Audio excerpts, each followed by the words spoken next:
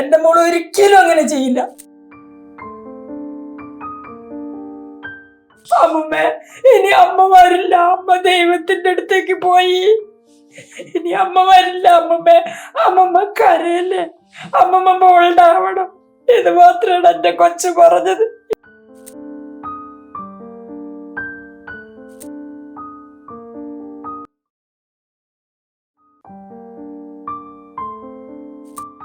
എന്റെ മോൾ ഇപ്പോഴും എന്റെ കൂടെ ഉണ്ട്. അവളുടെ ശരീരം മാത്രമല്ലേ കളയാൻ പറ്റിയിട്ടുള്ളൂ. അവളുടെ ആത്മാവ് എന്റെ കൂടെ തന്നെ. എനിക്ക് സംസാരിക്കാൻ പറ്റുന്നുണ്ട്. എന്റെ കാര്യങ്ങളെല്ലാം അവള് നടത്തി തരുന്നുണ്ട്. എല്ലാവരുടെയും വിചാരം ഞങ്ങൾ അറിഞ്ഞുകൊണ്ടാണ്. അയാൾ എന്തുദ്ദേശത്തിലാണ് എന്റെ മോള് ലിവിങ് ടുഗദർ ആണ്, അയാളെ കല്യാണം കഴിച്ചിട്ടുണ്ട് എന്നൊക്കെ അയാൾ പറയുന്നത് മരിച്ചതിന് ശേഷമല്ലേ? എന്റെ മോളെ ജീവിച്ചിരിക്കുമ്പോ ചോദിച്ചിട്ടുണ്ടോ? ഇവള് സൂയിസൈഡ് ചെയ്തെന്ന് പറയുന്ന സ്ഥലത്ത് ഒരു വാതിൽ തുറന്നു കിടക്കുമായിരുന്നു എന്നാണ് പറഞ്ഞത്.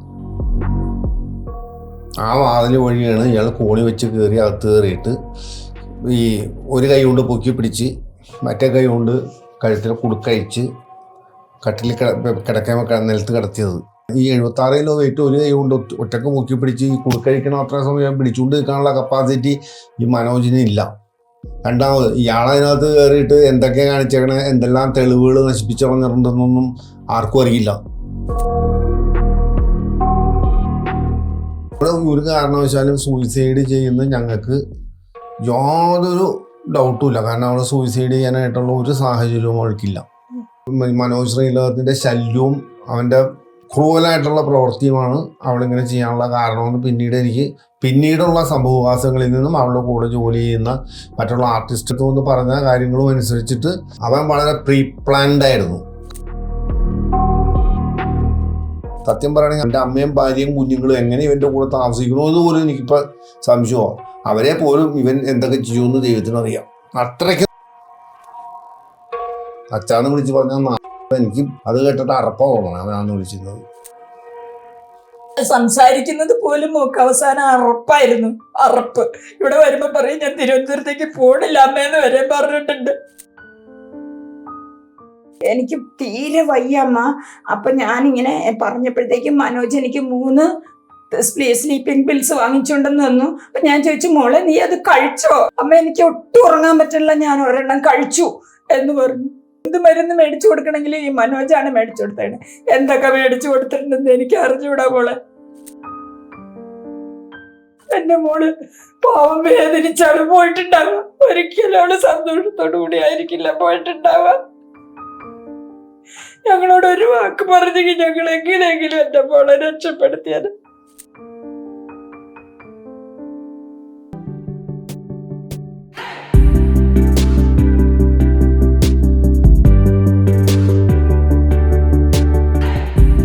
ഞാനിന്നുള്ളത് അടുത്തിടെ മരണപ്പെട്ട നമ്മുടെ രഞ്ജുഷ മേനോന്റെ വീട്ടിലാണ്.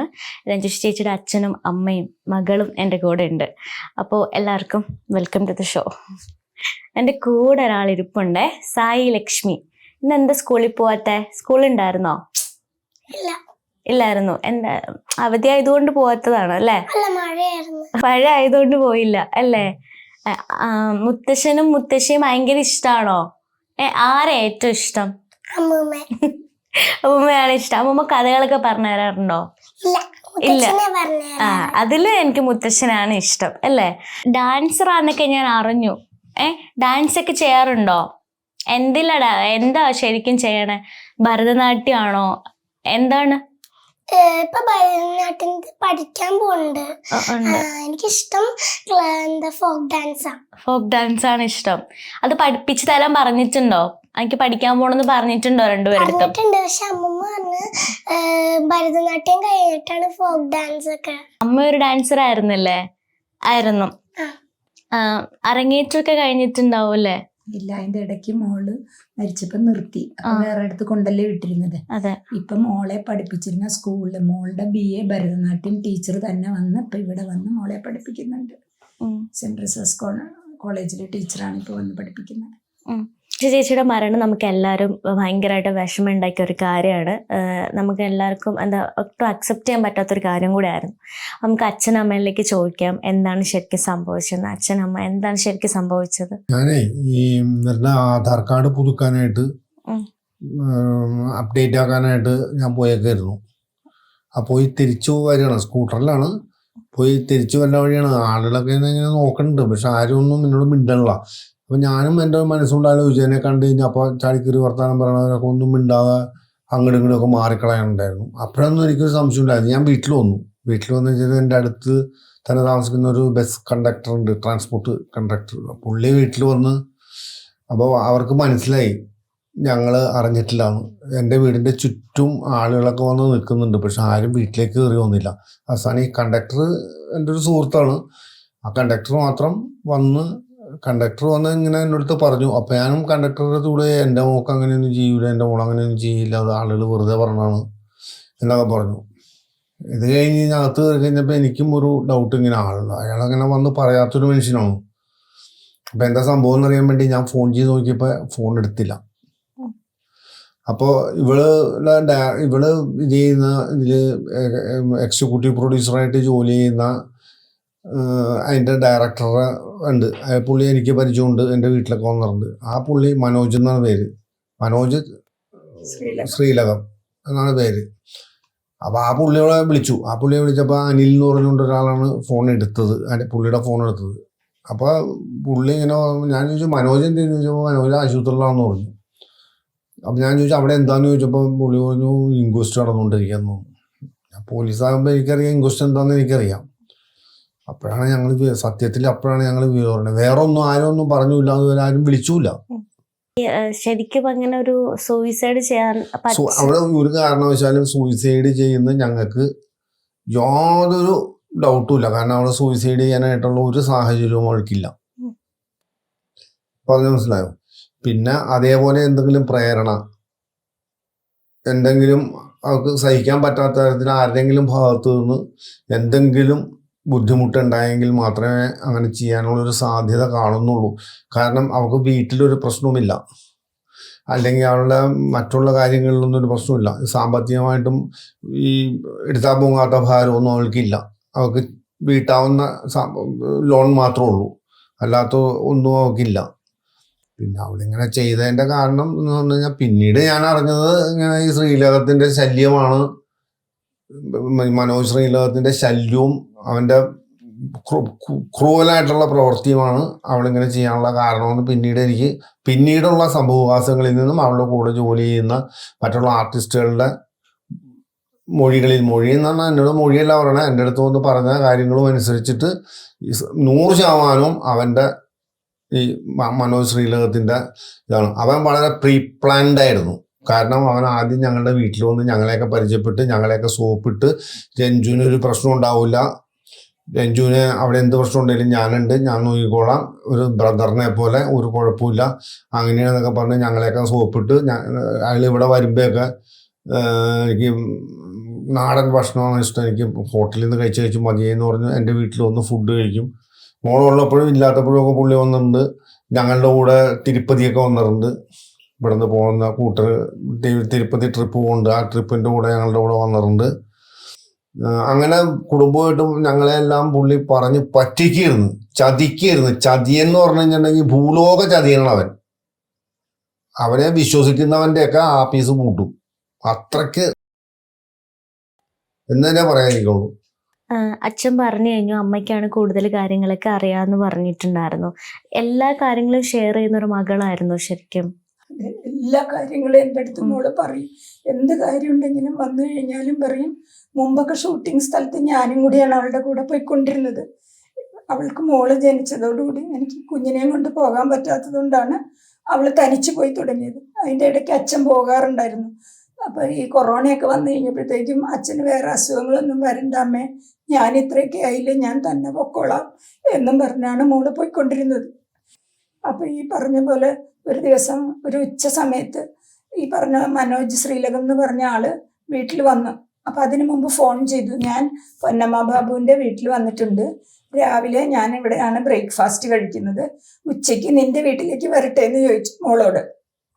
അപ്പോൾ മോളെ എൻ്റെ അടുത്ത് ചോദിച്ചു, മോളെ അമ്മ ഇങ്ങനെ ചോദിക്കുന്നുണ്ട് എന്ന്. അപ്പം ഞാൻ പറഞ്ഞു, മോളെ ഒരാളല്ലേ ചോദിക്കുന്നത്, അപ്പം പിന്നെ വരണ്ടാന്ന് നമുക്ക് പറയാൻ പറ്റില്ലല്ലോ എന്ന് പറഞ്ഞു.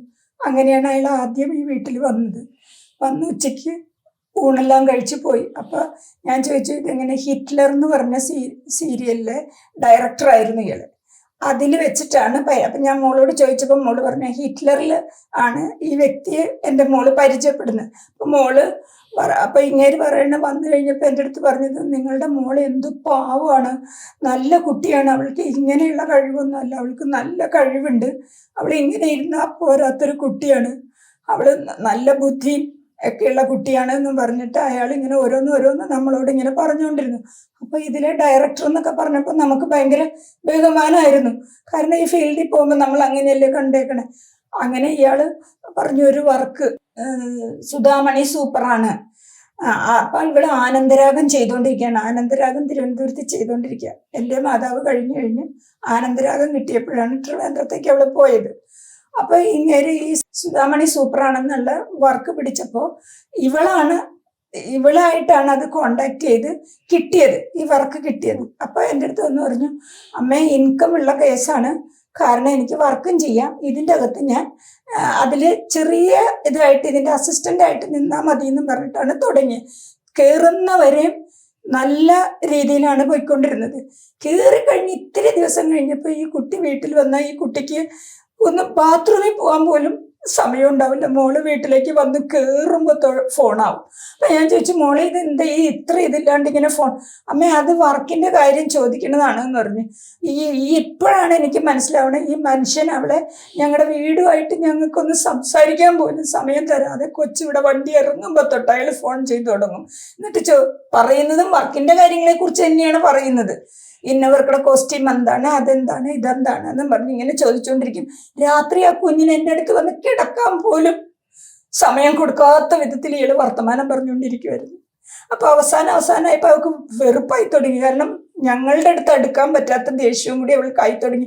അവൾ പറഞ്ഞു, ഞാൻ ഈ വർക്ക് ഇട്ടിട്ട് പോരാൻ പോവുകയാണ് അമ്മ, എനിക്ക് മതിയായി, എനിക്ക് വയ്യ, എനിക്ക് അമ്മയുടെ അച്ഛൻ്റെയും കൂടെ ഇത്തിരി നാൾ സ്വൈര്യമായിട്ട് യാത്രയൊക്കെ ചെയ്ത് ജീവിക്കണം എന്ന് പറഞ്ഞു. അപ്പം ഞാൻ പറഞ്ഞു, മോളെ മോക്ക് പറ്റില്ലെങ്കിൽ മോള് ഇട്ടിട്ട് പോരെ എന്നെല്ലാം പറഞ്ഞുകൊണ്ടിരുന്നതാണ്. ആ സമയത്താണ് ഇത് ഒരിക്കലും. എന്നിട്ട് ഇങ്ങനെ ഈ വർക്ക് തുടങ്ങുന്നതിന് മുമ്പ് ഞങ്ങൾ തിരുപ്പതിക്ക് പോകാനായിട്ട് പ്ലാൻ ഉണ്ടായിരുന്നു. അപ്പം ഞങ്ങളുടെ ഫാമിലി മുഴുവനും, ഞാനും ഹസ്ബൻഡും മാത്രമല്ല, ഞങ്ങളുടെ ഫാമിലി മുഴുവനായിട്ട് പ്ലാൻ ചെയ്ത് അവസാന നിമിഷത്തിൽ ഇങ്ങേര് പറഞ്ഞു, ഇങ്ങേര് മനുണ്ടെന്ന് പറഞ്ഞു. അപ്പം ഞാൻ ചോദിച്ചു, മോനെ ഇങ്ങേര് എന്തിനാ നമ്മുടെ കുടുംബത്തിന്? അപ്പം പറഞ്ഞു, അമ്മ പുതിയ സീരിയൽ തുടങ്ങുകയല്ലേ, അപ്പോൾ പൂജയും കാര്യങ്ങളും ഒക്കെ ഉള്ള അങ്ങേർക്ക് വഴിപാട് ചെയ്യണമെന്നാ പറഞ്ഞിരുന്നു. എന്നാൽ ദൈവത്തിൻ്റെ കാര്യമല്ലേ, പോന്നോട്ടെ എന്നും പറഞ്ഞിട്ട് അങ്ങേരും ഉണ്ടായിരുന്നു തിരുപ്പതിക്ക് ട്രിപ്പിന്. അങ്ങനെ ഇവിടെയുള്ള തിരുപ്പതിയിൽ നിന്ന് പോകുന്ന ആൾക്കാർക്കൊക്കെ അങ്ങേരെ അറിയാം. പക്ഷെ ഇത്രയുള്ള ചതിയനായിരുന്നു എന്ന് എനിക്ക് അറിയില്ലായിരുന്നു. 23-ാം തീയതി ആയിരുന്നു എൻ്റെ മോളുടെ ജന്മനക്ഷത്രം, ഒക്ടോബർ 23.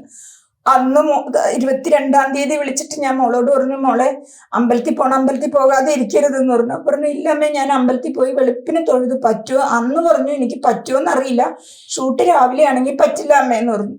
എന്നിട്ട് 23-ാം തീയതി രാവിലെ എന്നെ മോളെ വിളിച്ചിട്ട് പറഞ്ഞു, അമ്മേ ഞാൻ അമ്പലത്തിൽ പോയി തൊഴുതു, അമ്മയുടെ വാക്ക് എനിക്ക് പാലിക്കാൻ പറ്റിയെന്ന് പറഞ്ഞു. അത് കഴിഞ്ഞാണ് സംഭവങ്ങൾ ഉണ്ടായേക്കണത്. പിന്നീട് കുഞ്ഞ് എന്നെ മര്യാദയ്ക്ക് വിളിക്കുകയോ സംസാരിക്കുകയോ കുഞ്ഞിന് പറ്റിയിട്ടില്ല.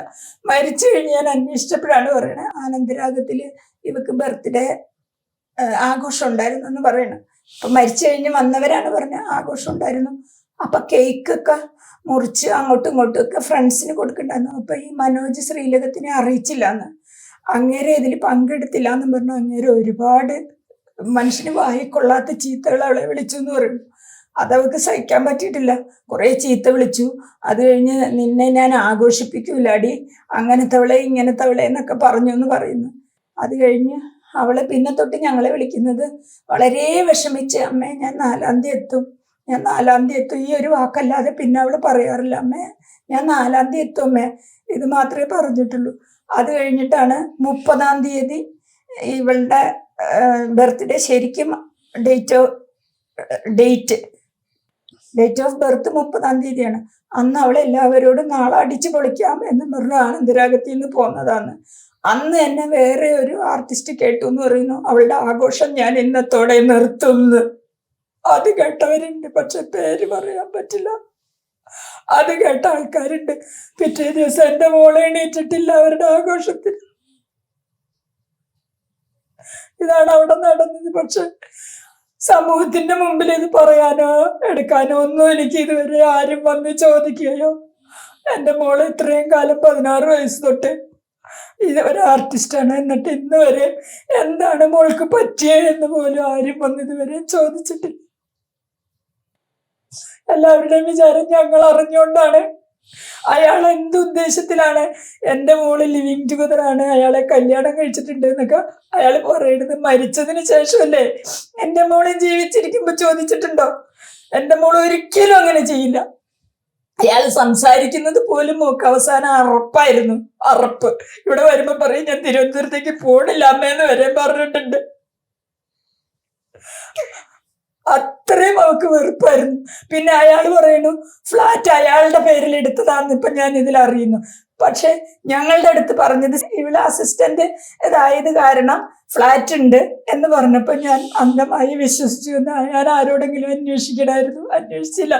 കാരണം രാജീവ് സാറിന്റെ മഴയറിയാതെ സീരിയൽ ചെയ്യുമ്പോൾ തിരുവനന്തപുരത്ത് ഒരു ഫ്ലാറ്റാണ് ഞങ്ങൾക്ക് തന്നിരുന്നത്. ആ ഒരു ഫ്ലാറ്റ് എന്ന് ഉദ്ദേശിക്കുന്ന 3 ആർട്ടിസ്റ്റുകൾ ഉണ്ടാവും. അന്നും ഉണ്ടായിരുന്നു 3 ആർട്ടിസ്റ്റുകൾ. ഒന്ന് പൊന്നമ്മ ബാബു, ഒന്ന് ചന്ദ്രലക്ഷ്മൺ, ഒന്ന് ഞങ്ങള്. അങ്ങനെ ഒരു ഫ്ലാറ്റിലാണ് താമസിച്ചത്. അന്നൊക്കെ ഞാൻ കൂടെ പോവും. മോള് കല്യാണം കഴിച്ചിട്ടില്ല, മോളുടെ കൂടെ ഞാനാണ് പോയിക്കൊണ്ടിരുന്നത്. അപ്പൊ അതേപോലത്തെ ഫ്ലാറ്റ് എത്തേക്കണതായിരിക്കും. അപ്പൊ മോള് പറയുകയും ചെയ്തു, അമ്മ എനിക്ക് പറ്റില്ല, അമ്മ വെക്കേഷൻ ആവുമ്പോ അമ്മ അച്ഛനും കൂടി അങ്ങോട്ട് പോവാ. ഇതുവരെ അവള് പറഞ്ഞവള് ഒരിക്കലും ഈ മനുഷ്യൻ പറഞ്ഞത് ഞാൻ വിശ്വസിക്കില്ല. ഇനി ലോകം എന്ത് തന്നെ പറഞ്ഞാലും ഒരിക്കലും വിശ്വസിക്കില്ല. അവൾക്ക് ഭർത്താവും അവൾക്ക് ഓമനത്വമായിട്ടുള്ളൊരു മോളും ഉണ്ട്. ഇപ്പോഴും നല്ല രീതിയിൽ പോകുന്നുണ്ട്. പിന്നെ ആ മോള് എന്തിനാ ഇങ്ങനെ ചെയ്യുന്നത്? എന്റെ മോള് ഒരിക്കലും ചെയ്യില്ല. എന്റെ മോള് ഒരിക്കലും ചെയ്യില്ല. ഇന്ന് എന്റെ മോൾക്ക് 7 വയസ്സായി. കൊച്ചുമോക്ക് 7 വർഷമായിട്ടേ ഞാൻ ഫീൽഡിൽ പോകാണ്ടുള്ളൂ. 16 വയസ്സ് മുതൽ ഞാൻ അവളുടെ കൂടെ നടന്നിരുന്നതാണ്. രാത്രിയിലും കൂടി കണ്ണും കൂടി അടയ്ക്കാതാണ് ഞാൻ ബസ് യാത്ര പോലും ചെയ്തോണ്ടിരുന്നപ്പോ അവളെയും കൊണ്ടുവന്നിരുന്നത്. എന്നിട്ട് കൂടെയുള്ള ആർട്ടിസ്റ്റുകളുടെ അമ്മ പറയും, ഓ ഈ രഞ്ജിഷയുടെ അമ്മയ്ക്ക് ഉറക്കമില്ലേ എന്ന് വരെ ചോദിച്ചിട്ടുണ്ട്. അത്രയും കാര്യമായിട്ട് ഞാൻ എന്റെ മോളെ കൊണ്ടു നടന്നിട്ട് ഇന്നിപ്പോ ഞങ്ങൾക്ക് ഇല്ലാതായില്ലേ. ഞാൻ ഇത്രയും പറയണത് തന്നെ ആരെയും വിശ്വസിക്കാൻ പാടില്ല എന്ന് എനിക്ക് മനസ്സിലായി. എന്റെ മോള് ഞങ്ങൾക്ക് നഷ്ടമായില്ലേ, ഞങ്ങള് കൂടെ പോണായിരുന്നു. അല്ല, എപ്പോഴെങ്കിലും ഇങ്ങനെ ശല്യമാണെന്ന് പറഞ്ഞിട്ടുണ്ടോ? ശല്യമാണെന്നല്ല, അവള് ലാസ്റ്റ് ഫോൺ ഇവിടെ വരുമ്പോ ഫോൺ കുത്തുമ്പോ അവള് ബാത്റൂമിൽ ഇരിക്കും. അപ്പൊ ഈ ഫോൺ അടിക്കുമ്പോ അമ്മ മനോജ് ചേട്ടനാണെങ്കിൽ പറഞ്ഞേക്ക് ഞാൻ ഉറങ്ങാന്ന് പറഞ്ഞേക്കെന്ന് പറയും. അപ്പൊ അത് തീർച്ചയായിട്ടും ശല്യമായിട്ടല്ലേ മോളെ, അങ്ങനെ ഒരാളെ അവോയ്ഡ് ചെയ്യാൻ വേണ്ടിട്ടല്ലേ അത് എടുക്കാതിരിക്കണത്. പക്ഷെ ഈ വക കാര്യങ്ങളൊന്നും എൻ്റെ അടുത്ത് പറഞ്ഞിട്ടില്ല. ഈ മനുഷ്യൻ വന്നപ്പോ ഈ മനുഷ്യന് 2 കുട്ടികളുണ്ട്, ഭാര്യയുണ്ട് എന്നൊക്കെയാണ് ഞങ്ങളോട് പറഞ്ഞിരുന്നത്. 2 കുട്ടികളുണ്ട്, ഭാര്യയുണ്ട്. അമ്മേ ഞങ്ങൾക്കൊരു സിസ്റ്റർ, എൻ്റെ ഒരു സിസ്റ്റർ പോലെയാണ് രഞ്ജുഷ. അവൾക്ക് ഒരു കുഴപ്പവും വരില്ല. അമ്മ അച്ഛനും എന്തിനാണ് തിരുവനന്തപുരത്തേക്ക് വരുന്നത്? എന്ത് കാര്യം ഉണ്ടെങ്കിലും എന്നെ വിളിച്ചാൽ മതി, എൻ്റെ ഒരു സിസ്റ്ററാണ് അവളെന്നും പറഞ്ഞു പോയ മനുഷ്യനാണ്. അല്ല, ഈ സൂയിസൈഡ് നടത്തിയത് പിറന്നാളിന്റെ എന്നാന്ന് പറഞ്ഞല്ലോ. ഡേറ്റ് ഓഫ് ബർത്തിന്റെ ഒക്ടോബർ 30. അപ്പൊ എല്ലാ മാധ്യമങ്ങളിലൂടെയൊക്കെയാണ് അമ്മ അറിഞ്ഞത്. അപ്പൊ അങ്ങനെ പറഞ്ഞിട്ടുണ്ടായിരുന്നു, ഒരു ആത്മഹത്യയാണ് എന്ന് പറഞ്ഞിട്ടുണ്ടായിരുന്നു. ഒരു കൊലപാതകമായിട്ടൊന്നും ആരും അങ്ങനെ അതായത് നോട്ടീസ് ചെയ്ത് പറഞ്ഞിട്ടുണ്ടായിരുന്നില്ല. പക്ഷെ അമ്മ ഇങ്ങനെ പറയുന്നുണ്ട് ഒരിക്കലും ആത്മഹത്യ ചെയ്യില്ല. എന്റെ മോൾ ഒരിക്കലും ആത്മഹത്യ ചെയ്യില്ല. എന്തുകൊണ്ടായിരിക്കും അങ്ങനെ അത്ര ഒരു ഉറപ്പുള്ളത്? എന്തുകൊണ്ടായിരിക്കും ഉറപ്പുള്ളതെന്ന് വെച്ചാൽ അവള് എന്ത് വിഷമ കാര്യങ്ങൾ, ഇതിലും വലിയ വിഷമങ്ങൾ സഹിച്ചു പോകുന്ന കുട്ടിയാണ്. ആ കുട്ടി, ഞങ്ങൾക്ക് കൊറോണ വന്നപ്പോ ഞങ്ങൾക്കൊരു ബിസിനസ് ഉണ്ടായിരുന്നു. ആ ബിസിനസ്സിലൊക്കെ ഡള്ളായപ്പോ ഞങ്ങൾ കുടുംബത്തോടെ ചെയ്യേണ്ടതാണ്. അങ്ങനെയാണെങ്കിൽ അതിൽ പോലും പിടിച്ചു നിന്ന് എന്റെ മോള് വന്നതാണ് ജീവിതത്തിൽ. എന്റെ മോള് ഒരിക്കലും ചെയ്യില്ല. ഇപ്പൊ പറയുമ്പോഴും പറയും അമ്മേ കുറച്ച് നാളും കൂടി നമുക്ക് ഇത്തിരി ടെൻഷൻ ഉണ്ടാവും, അത് കഴിഞ്ഞാൽ നമുക്ക് ഒരുപാട് യാത്ര ചെയ്യണം. അച്ഛനും അമ്മയും ഇല്ലാതെ അവൾ ഒരിടത്ത് പോകൂല. ഒരു സ്ഥലത്ത് വിടുന്നത് ഇവിടെ ആരോട് ചോദിച്ചാലും അറിയാം, എൻ്റെ മോൾ ഒറ്റയ്ക്ക് ഒരിടത്തും പോകില്ല അച്ഛനും അമ്മയും ഇല്ലാതെ. ഈ തിരുവനന്തപുരത്തേക്ക് ഞങ്ങളെ എപ്പോഴും വിളിക്കാറുള്ളതാണ്. അമ്മ വന്നെ അപ്പൊ കൊച്ചിനെയും കൊണ്ടുവരും. സ്കൂളിൽ ഇവിടെയാണ് ആക്കിയിരിക്കുന്നത്. എന്നിട്ട് അവള് പറഞ്ഞു, അമ്മ തിരുവനന്തപുരത്തേക്ക് കൊച്ചിനെ ആക്ക്, അടുത്ത തവണ നമുക്ക് അങ്ങോട്ട് ഷിഫ്റ്റ് ചെയ്യാന്ന് വരെ പറഞ്ഞ മോളാണ്. പിന്നെ എൻ്റെ മോൾ അങ്ങനെ ചെയ്യുന്ന എനിക്ക് ഒരിക്കലും വിശ്വസിക്കാൻ പറ്റില്ല. ഈ ഇവള് സൂയിസൈഡ് ചെയ്തെന്ന് പറയുന്ന സ്ഥലത്ത് ഒരു വാതിൽ തുറന്നു കിടക്കുമായിരുന്നു എന്നാണ് പറഞ്ഞത്. ആ വാതിൽ വഴിയാണ് ഇയാൾ കോണി വെച്ച് കയറി അകത്ത് കയറിയിട്ട് ഈ ഒരു കൈ കൊണ്ട് പൊക്കി പിടിച്ച് മറ്റേ കൈ കൊണ്ട് കഴുത്തിൽ കുടുക്കഴിച്ച് കട്ടിലിൽ കിടക്കാൻ നിലത്ത് കിടത്തിയത്. അവൾ 76 കിലോഗ്രാം തൂക്കമുള്ളതാണ്. ലീഫ് ഫാനിൻ്റെ ഒരു ലീഫിൽ തൂങ്ങിയെന്നാണ് പറഞ്ഞാണ്. ഞാനും ഈ ഫാനൊക്കെ പോയി കണ്ട ഫാൻ ഇൻടാക്റ്റാണ്, ഒരു കുഴപ്പമില്ല, ഫാനിനൊന്നും ഒരു കേടില്ല. ഇത്രയും വെയിറ്റ് ഒരു ഫാനിൻ്റെ ഒരു ലീഫിന് താങ്ങാൻ പറ്റുമോ? ഇതൊക്കെ ഞങ്ങളുടെ ഡൗട്ട് ആണ്. ഞങ്ങൾക്ക് ഇത് ആത്മഹത്യയല്ല എന്നുള്ളതിൻ്റെ ഡൗട്ട് വരാനുള്ള കാരണമൊന്നും ഇതൊക്കെയാണ്. ഇത് കൃത്യമായിട്ട് ഇതുണ്ട്. രണ്ടാമത് ഇയാൾ ഒറ്റയ്ക്ക് ഇത് കുടുക്കഴിച്ചാണ്, അയാൾ അറുത്ത് കണ്ടിക്കല്ലേ കഴുത്തിലെ കുടുക്കഴിച്ചാണ് എത്തണം. ഈ 76 കിലോ വെയിറ്റ് ഒരു കൈ കൊണ്ട് ഒറ്റക്ക് പൊക്കി പിടിച്ച് ഈ കുടുക്കഴിക്കണം അത്ര സമയം പിടിച്ചുകൊണ്ട് നിൽക്കാനുള്ള കപ്പാസിറ്റി ഈ മനോജിന് ഇല്ല. അത് ഞങ്ങൾക്കറിയാം. മനോജിന് നല്ല ഒരുമാതിരി ആരോഗ്യമുള്ളവനെ കൊണ്ട് സാധിക്കില്ല. കാരണം 76 കിലോ അതും മരിച്ച. പിന്നെ ഇയാൾ ഇത് അഴിച്ചത് എന്തിനാ? ഇയാൾക്ക് സംശയമുണ്ട്, ജീവനുണ്ടെന്ന് സംശയമുണ്ടെന്നാണെങ്കിൽ ഇയാൾ അയച്ച ഉടനെ തന്നെ ആശുപത്രിയിലേക്ക് കൊണ്ടുപോകണ്ടേ? ഇയാൾ ആശുപത്രിയിൽ കൊണ്ടുപോയില്ല, അവിടെ തന്നെ നടത്തിയേക്കായിരുന്നു. അപ്പോൾ ഇയാൾക്ക് മരിച്ചു എന്നറിയാം. അപ്പോൾ പിന്നെ ഇയാൾ കാണിച്ചെന്തിനാ? രണ്ടാമത് ഇയാളതിനകത്ത് കയറിയിട്ട് എന്തൊക്കെയാണ് കാണിച്ചേക്കണേ, എന്തെല്ലാം തെളിവുകൾ നശിപ്പിച്ച് കളഞ്ഞിട്ടുണ്ടെന്നൊന്നും ആർക്കും അറിയില്ല. അറിയാമോ? ഇവളിനി വല്ല ലെറ്റർ എഴുതി വെച്ചിട്ടുണ്ടോ, അതൊക്കെ അയാളെടുത്ത് കളഞ്ഞിട്ടുണ്ടോ എന്ന് ആർക്കറിയാം? അയാൾ എന്തൊക്കെ കാണിച്ചു വെച്ചാൽ ഇതൊക്കെ കഴിഞ്ഞ് കഴിഞ്ഞിട്ടാണല്ലോ അയാൾ നാട്ടുകാരെ അറിയിക്കണേ. അത് കഴിഞ്ഞാണ് നാട്ടുകാരെ അറിയണത്, അത് കഴിഞ്ഞാണ് പോലീസ് അറിയണത്. പിന്നെ ഇൻക്വസ്റ്റ് സമയത്ത് ഇവൻ്റെ ആളുകളാണെന്നുള്ള രീതിയിൽ തന്നെയാണ് അവിടുന്ന് കുറേ കൗൺസിലർമാരും ഇതാണ് നാട്ടുകാരുമാണ് ഈ ഇൻക്വസ്റ്റിൽ പഞ്ചായത്തുകാരായിട്ട് നിൽക്കുന്നത്. ഒരൊറ്റ ആർട്ടിസ്റ്റ് അല്ലെങ്കിൽ ഇവളുടെ കൂടെ ജോലി ചെയ്തിരുന്ന ഒരൊറ്റ ആളെ പോലും പഞ്ചായത്തുകാരായിട്ട് വെച്ചിട്ടില്ല. പിന്നെ എനിക്ക് ഇവിടുന്ന് ആ സമയത്ത് എത്താൻ പറ്റാത്തതുകൊണ്ട് എൻ്റെ മരുമകൻ്റെ പെങ്ങളുടെ മകൻ്റെ ബ്രദറിലോ ആണ് അവിടെ ചെന്നത്. ഒമ്പാംകുളത്തിൽ ആ പുള്ളീനെയാണ് അവർ ചോദ്യം ചെയ്ത് വെച്ചത് പോലീസ്. അത് രക്തബന്ധമൊന്നുമല്ല. ശരിക്കും രക്തബന്ധം ഇല്ലെങ്കിൽ രക്തബന്ധു സ്ഥലത്തില്ലാത്തതുകൊണ്ട് ചോദ്യം ചെയ്യാൻ സാധിച്ചില്ല എന്ന് പറഞ്ഞ രീതിയാണ് നമ്മളത് ഇൻക്വസ്റ്റ് തയ്യാറാക്കി പോണത്. പക്ഷെ ഇവർ ചോദിച്ചിട്ടുണ്ട്, അയാൾക്കൊന്നും അറിയില്ല, ഞങ്ങളെപ്പറ്റി പോലും അറിയില്ല. ഞങ്ങളിങ്ങനെ എൻ്റെ അളിയൻ്റെ അമ്മാവനാണെന്നറിയാം, അമ്മാവൻ്റെ മോളാണ് രഞ്ജുഷ എന്നും അറിയാം. അത് കഴിഞ്ഞിട്ട് ഞങ്ങളെ പറ്റിയുള്ള യാതൊരു കാരണങ്ങളും വലിയ ഡെയിലി കോണ്ടാക്റ്റൊന്നുമില്ല. വല്ലപ്പോഴുമൊക്കെ കോണ്ടാക്റ്റുള്ള ആളുകളാണ്. അവരെയാണ് പിടിച്ചാക്കിയാണ്. എന്നിട്ട് രക്തബന്ധമൊന്നും പറഞ്ഞുകൊണ്ട് ആ പുള്ളി ചോദിച്ചിട്ടാണ് ചെയ്തേക്കണത്. പിന്നെ ഇവിടുന്ന് പിറ്റേ ദിവസമാണ് അന്ന് വൈകുന്നേരമാണ് ഇവിടുന്ന് അകത്തെത്തണ ഇവളുടെ ചേച്ചിയുടെ മോനും മോളുടെ ഭർത്താവ് കൂടിയാണ് തിരുവനന്തപുരത്തേക്ക് പോണത്. ഞാനപ്പം തന്നെ ഡൗണായി. എനിക്ക് അനങ്ങാൻ വയ്യാത്ത, അതായത് മാനസികമായിട്ട് തളർന്നുപോയി. അവരാണ് പോയത്. ആ പോയവർ വന്നിട്ട് പറഞ്ഞു പോലീസ് അവരോട് വളരെ മോശമായിട്ട് അവർ അറിയുമെന്ന് പറഞ്ഞു. എനിക്കറിയില്ല അതെന്താണ്, വളരെ മോശമായിട്ടാണ് ഞങ്ങളോടൊക്കെ പെരുമാറിയത്. ഞങ്ങളെ ഒന്നും അങ്ങടെ ഇങ്ങടെ ഒന്ന് അനങ്ങാൻ പോലും അവർ സമ്മതിച്ചില്ല, ഒന്നും നോക്കാനോ ഒന്നും സമ്മതിച്ചില്ല എന്ന് പറഞ്ഞു. അപ്പോൾ പോലീസിൻ്റെ അകത്ത കള്ളക്കളി ഉണ്ടോ ഇല്ലയോ എന്നുള്ളത് നമുക്കറിയില്ല. പിന്നെ പോലീസ്, ഞാൻ പോലീസിലാണ് ജോലി ചെയ്തിരുന്നത്. അപ്പോൾ എനിക്ക് പോലീസിനെ പറ്റി ശരിക്കും അറിയാം. അതുകൊണ്ട് ഞാൻ അതിനെപ്പറ്റി കൂടുതലൊന്നും പറയാനുള്ള. പക്ഷേ അതിനകത്ത് ഭയങ്കര കളി നടന്നു. പോലീസിൻ്റെ ഇതും ഇതിൻ്റെ ആദ്യത്തെ ഇൻവെസ്റ്റിഗേഷനിലും കളി നടന്നു എന്നുള്ളത് സത്യമാണ്. കാരണം ഇവർ ഈ പറയുന്ന മനോജിനെ വിളിച്ചൊന്ന് ചോദിച്ചു പോലുമില്ല എന്നാണ് എൻ്റെ അറിവ്. ഇനി അവർ മൊഴി എടുത്തോണ്ടോ എന്ന് എനിക്കറിയില്ല. ഞാൻ 10 ദിവസം കഴിഞ്ഞാണ് ചെല്ലണത് തിരുവനന്തപുരത്ത്. 10 ദിവസം കഴിഞ്ഞ് ചെല്ലുമ്പോൾ ഞാൻ മൊഴി എടുത്ത് ചോദിച്ചതൊക്കെ പറഞ്ഞ് ഞങ്ങളുടെ മൊഴി, എൻ്റെയും ഈ അവളുടെ ഹസ്ബൻഡിൻ്റെ മൊഴി എടുത്തു. ഞങ്ങളുടെ രണ്ടുപേരുടെയും മൊഴിയുടെ കോപ്പി ഞങ്ങൾക്ക് തന്നു. ഇൻക്വസ്റ്റിൻ്റെയും FIR-ൻ്റെയും കോപ്പി തന്നു. മറ്റുള്ളവരുടെ ഒരു മൊഴിയുടെ ഇതൊക്കെ ഒന്ന് വായിച്ചു നോക്കാൻ പോലും അവർ തന്നില്ല. പിന്നെ ഞങ്ങളെങ്ങനെ അറിയണേ? അപ്പം ഇവനെ കണ്ട് ചോദിച്ചിട്ടുണ്ടോ ഇല്ലയോ ഒന്നുമില്ല. ഇതിനെപ്പറ്റി ഒന്നും സംസാരിച്ചില്ല. ഞങ്ങളവിടെ ചെന്ന് കഴിഞ്ഞപ്പോൾ അവിടെ SI പ്രശാന്ത് എന്ന് പറഞ്ഞ ആളായിരുന്നു. പ്രശാന്ത് പറഞ്ഞു നിങ്ങൾ അവിടെ ചെന്നാൽ മൊഴി കൊടുക്കാൻ പറഞ്ഞപ്പോൾ സീനിയർ സിവിൽ പോലീസ് ഓഫീസർ ആണ് മൊഴി എടുക്കണേ, കോൺസ്റ്റബിൾ. കോൺസ്റ്റബിളാണ് ഞങ്ങളുടെ മൊഴി എടുത്തത്. ഞങ്ങളോടൊന്നും ചോദിച്ചില്ല, ഞങ്ങൾ പറഞ്ഞത് അവർ എഴുതിയെടുത്തു. ആ സമയത്തെന്ന് പറഞ്ഞു കഴിഞ്ഞാൽ ഞാൻ മാനസികമായിട്ടും വളരെ തകർന്നിരിക്കുന്ന സമയമാണ്. എനിക്ക് എന്താ പറയണേ, എങ്ങനെയാണ് പറയണ്ടതെന്ന് ഒന്നും ഇല്ലാത്ത. അപ്പോൾ ഒരു കാര്യം എനിക്ക് തുറന്നു പറയാൻ സാധിച്ചിട്ടില്ല. എനിക്ക് എന്തൊക്കെയോ ഞാൻ അറിയാവുന്ന കുറേ കാര്യങ്ങൾ അങ്ങോട്ട് പറഞ്ഞു എന്ന് മാത്രമേ ഉള്ളൂ. അത് കഴിഞ്ഞ് ഞാൻ തിരിച്ചുവിടെ വന്നു കഴിഞ്ഞപ്പോഴേക്കും എനിക്ക് സ്ട്രോക്കായി, പിന്നെ പറ്റാണ്ടായി, പിന്നെ എനിക്ക് തിരുവനന്തപുരത്ത് പോകാനും പറ്റിയിട്ടില്ല. ഇത് കഴിഞ്ഞിട്ട് ഞാനൊരു പരാതി എഴുതി അയച്ചിട്ടുണ്ട്. പി രാജീവ് മുഖാന്തരമാണ് അത് അയച്ചേക്കണത്. അതിൻ്റെ അന്വേഷണം നടക്കുന്നുണ്ട്. നടക്കേണ്ടത് അത് ന്യായമായ രീതിയിൽ നടക്കുന്നുണ്ട്. അതിൻ്റെ അന്വേഷണം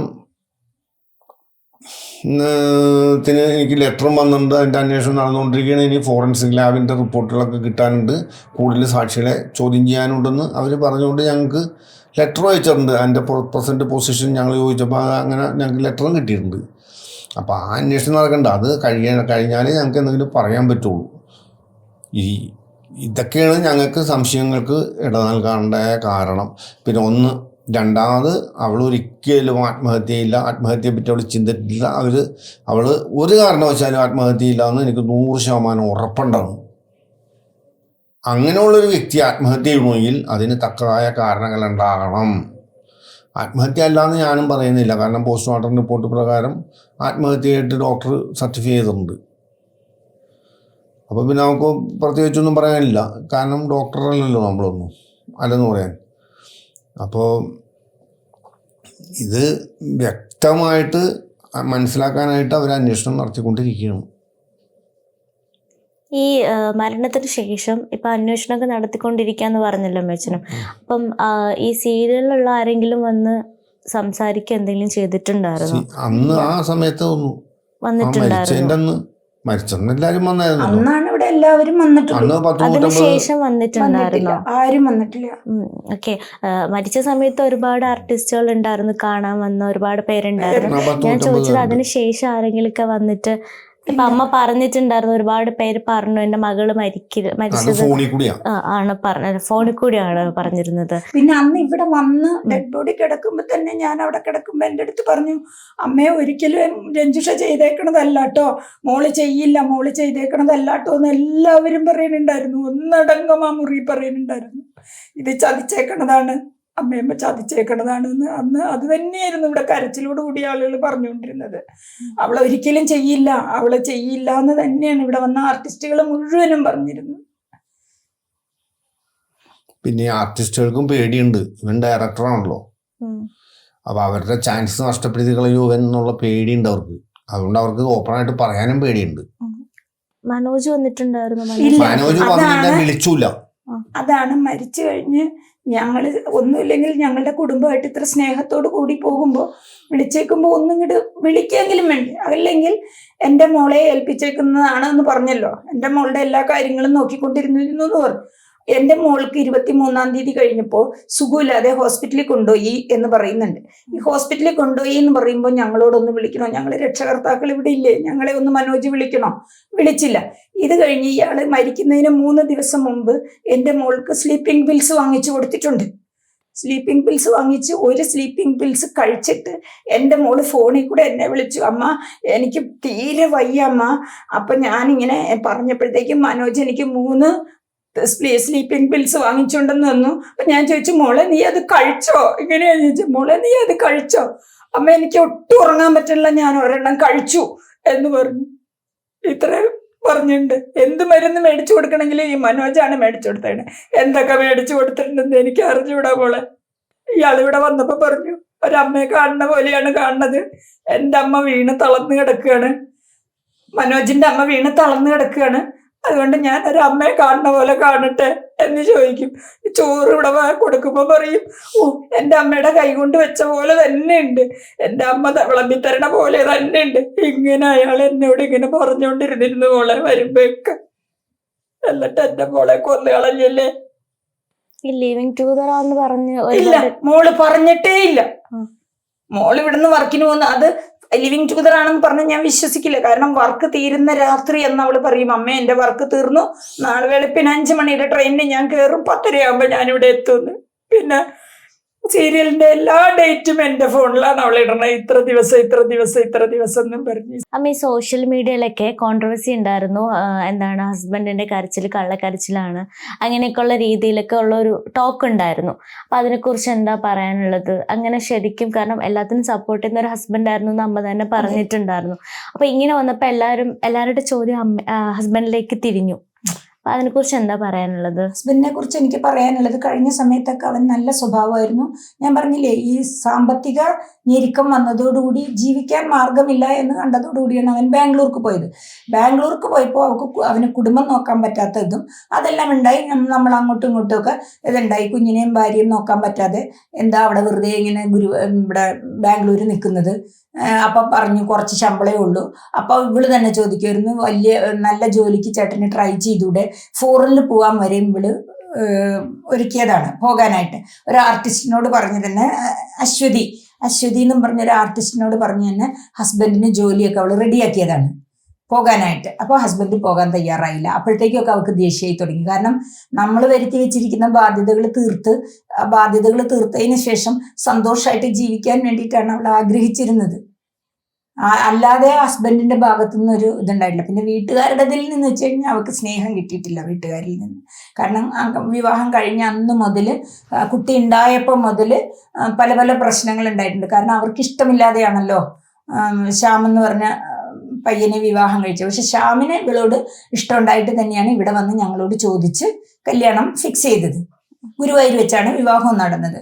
അപ്പൊ അതുകൊണ്ട് ഉള്ള ഒരു ചെറിയ ഒരു ഇതില് ഇനി എൻ്റെ മോള് ആ വിഷമം കൊണ്ട് കൂട്ടുകാരികളോട് വല്ലതും പറഞ്ഞിട്ടുണ്ടോ എന്ന് എനിക്കറിയില്ല. പെൺകുട്ടികൾക്ക് വിഷമം വരുമ്പോഴാണല്ലോ അവർ ഫ്രണ്ട്സുമായിട്ട് എന്തെങ്കിലുമൊക്കെ കൈകാര്യം ചെയ്യുക. ഈ ശ്യാമെന്ന് പറഞ്ഞ വ്യക്തിക്ക് സാമ്പത്തികം ഇല്ലാത്തത് കൊണ്ട് കുടുംബം നോക്കിയിരുന്നില്ല എന്നുള്ളത് സത്യമാണ്. പക്ഷെ ഇപ്പൊ എൻ്റെ മോള് മരിച്ചതിന് ശേഷം അവൻ ജോലി തപ്പിപ്പിടിക്കുകയും ജോലിക്ക് പോവുകയും കുഞ്ഞിന്റെ കാര്യങ്ങൾ ഞാൻ നോക്കിക്കോളാം അച്ഛ അമ്മേ എന്ന് ഇവിടെ വന്ന് പറയുകയും ചെയ്തിട്ടുണ്ട്. ഈ മീഡിയയിലൊക്കെ കള്ളക്കരച്ചില്, ഭർത്താവിന്റെ കള്ളക്കരച്ചിലാണെന്നൊക്കെ പറഞ്ഞ് വന്നത് ശരിക്കും ശ്യാമിനെ ഉദ്ദേശിച്ചായിരിക്കില്ല അവര് പറഞ്ഞേക്കണേ. അവിടെ ഞാനാണ് ഭർത്താവെന്നും പറഞ്ഞാണ് മനോജ് അവിടെ കൂട്ടിഘോഷിച്ച് നടന്നിരുന്നതെന്ന് തോന്നുന്നുണ്ട്. അവന്റെ ആയിരിക്കുള്ളൂ കള്ളക്കരച്ചിലാന്ന് പറഞ്ഞത്. അത് ശരിയാണ്, അത് 100% ശരിയാണ്. അവൻ കരച്ചിട്ടുണ്ടെങ്കിൽ അത് കള്ളക്കരച്ചിലാണ്. അവൻ ഭർത്താവാണെന്ന് പറയാൻ അവൻ എന്ത് യോഗ്യതയുണ്ട്? രേഖയുണ്ടോ അവൻ്റെ കയ്യില് ഭർത്താവാണെന്ന് പറയാനായിട്ട്? അവൻ അവിടെ മീഡിയയിൽ കൊടുത്തല്ലോ, ഞാൻ രഞ്ജുഷയുടെ ഭർത്താവ് മനോജാണ്. അതാണല്ലോ ഞാനൊക്കെ ഇത് കഴിഞ്ഞ് പറഞ്ഞറിഞ്ഞത്, അങ്ങനെ രഞ്ജുഷയുടെ ഭർത്താവ് മനോജാണെന്ന്. ഇത് ഏത് സമയത്ത് അവൻ കല്യാണം കഴിച്ചു? ഇത് അമ്മയോട് ചോദിച്ചിട്ടുണ്ടായിരുന്നോ? എന്തിനാ അങ്ങനെ പറഞ്ഞേന്ന് ചോദിച്ചിട്ടുണ്ടായിരുന്നു? ഞങ്ങൾ പിന്നെ കണ്ടിട്ടില്ല. ഈ മരിച്ചതിന് ശേഷമല്ലേ, മരിക്കുന്നതിന് മുമ്പ് പറഞ്ഞിട്ടില്ലല്ലോ. മരിച്ചെടുത്തുന്ന കുട്ടി എന്തായാലും എണീറ്റ് പറയില്ലല്ലോ, ഇല്ല അമ്മയെന്ന് പറയില്ലല്ലോ. അപ്പോഴല്ലേ പറഞ്ഞിട്ടുള്ളൂ. ജീവിച്ചിരിക്കുമ്പോൾ പറയുന്നതാണെങ്കിൽ ശരി. എന്നിട്ട് ഇപ്പോൾ അവന് ഭാര്യയും കുട്ടികളും ഇങ്ങനെ ഉണ്ടായി. ഇപ്പൊ അവൻ ഭാര്യയുടെയും കുട്ടികളുടെ അടുത്താണെന്ന് ഞാൻ അറിഞ്ഞല്ലോ. ചോദിക്കാറുണ്ടോ മോള്? ആരെ? അമ്മ? ഇല്ല. കുഞ്ഞന്ന് സ്കൂള് വിട്ട് വരുമ്പോ ഈ വീടിന്റെ അടുത്തുള്ള ഒരു ഡോക്ടറുടെ വീട്ടിൽ അവരാണ് കുഞ്ഞിനെ ബസ്സിൽ നിന്ന് വിളിച്ചോണ്ട് വന്നത്. അന്ന് 2 ദിവസം, പിറ്റേ ദിവസമാണല്ലോ ബോഡി കൊണ്ടുവന്ന്. അപ്പൊ അന്ന് ആ വീട്ടിലാണ് കിടന്നത്. അപ്പൊ അവരൊന്നും പറഞ്ഞില്ല എന്ന് പറഞ്ഞു കൊച്ചിനോട്.